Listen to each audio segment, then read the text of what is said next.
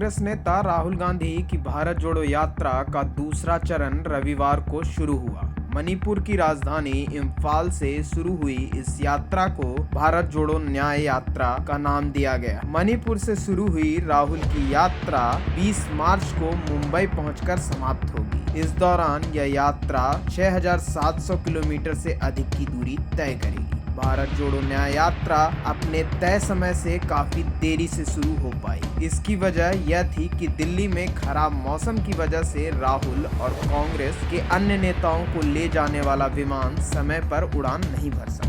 इम्फाल में आयोजित समारोह में कांग्रेस अध्यक्ष मल्लिकार्जुन खड़गे ने राहुल गांधी को तिरंगा सौंपा। इस अवसर पर अन्य नेताओं के अलावा पूर्व विदेश मंत्री सलमान खुर्शीद, प्रमोद तिवारी, रणदीप सिंह सुरजेवाला, अशोक गहलोत, सचिन पायलट, भूपेंद्र सिंह हुड्डा, दिग्विजय सिंह समेत कई अन्य नेता मौजूद थे। राहुल का बीजेपी और आरएसएस पर हमला। इस अवसर पर आयोजित जनसभा में राहुल गांधी ने भाजपा और आरएसएस पर जमकर हमला बोला। उन्होंने कहा कि आरएसएस भाजपा मणिपुर को भारत का हिस्सा नहीं समझते हैं, इसलिए प्रधानमंत्री नरेंद्र मोदी यहाँ के लोगों के आंसू पोंछने नहीं आए। उन्होंने कहा 29 जून को मैं मणिपुर आया था। उस विजिट में जो मैंने देखा, जो मैंने सुना, वैसा मैंने पहले कभी नहीं देखा था, न सुना था। उन्होंने कहा 2004 से राजनीति में हूँ, लेकिन पहली बार मैं हिंदुस्तान के एक ऐसे प्रदेश में गया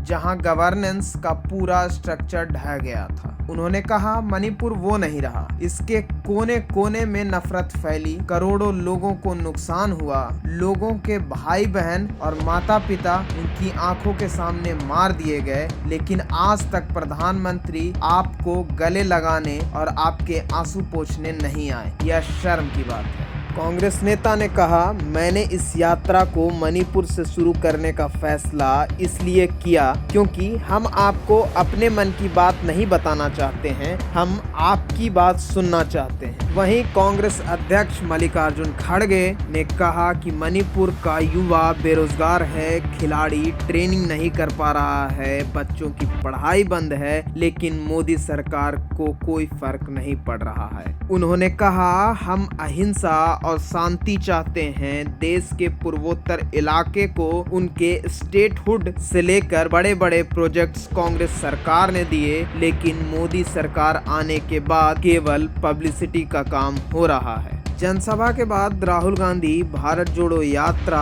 पर निकल पड़े। वह एक बस में सवार होकर आगे बढ़े। वे बीच बीच में लोगों से मिलते भी रहे। कांग्रेस की भारत जोड़ो न्याय यात्रा अपने 67 दिनों की यात्रा में देश के 110 जिलों से होकर गुजरेगी। इस दौरान यात्रा 355 लोकसभा सीटों से होकर गुजरेगी। साल 2019 के लोकसभा चुनाव में कांग्रेस इनमें से केवल 14 सीटें ही जीत पाई थी।